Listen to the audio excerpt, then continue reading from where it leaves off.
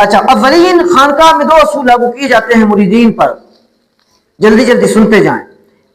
ایک تخلیہ اور ایک تحلیہ. ایک طرح سے لکھا جاتا ہے، وہی خے وہی حلوے والی ہے جو ہے.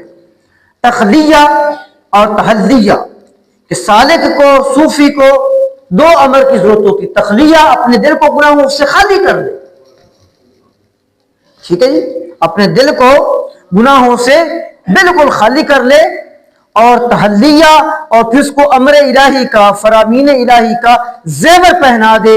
یہ 2 کام ہیں. دل میں سے گندگی کو نکال کے اچھائی کو لے آئے، اس میں سے شیطانی امور کو نکال کر رحمانی حکم لے آئے، اور نماز روزہ کے ساتھ اپنی روح کو زیور پہنا دے، تو اس کو کہتے تحلیہ. یہ 2 مقام ہوتے ہیں. تخلیہ، پہلے اپنے دل کو گناہوں سے صاف کر لینا، اور پھر تحلیہ، اور پھر امر الہی کا، اللہ تعالیٰ کے احکامات کا اس کو مکلف کر کے اس کو زیور پہنا دینا. جب یہ 2 کام ہو جائیں تو اگلی منزل بڑی آسان رہ جاتی ہے.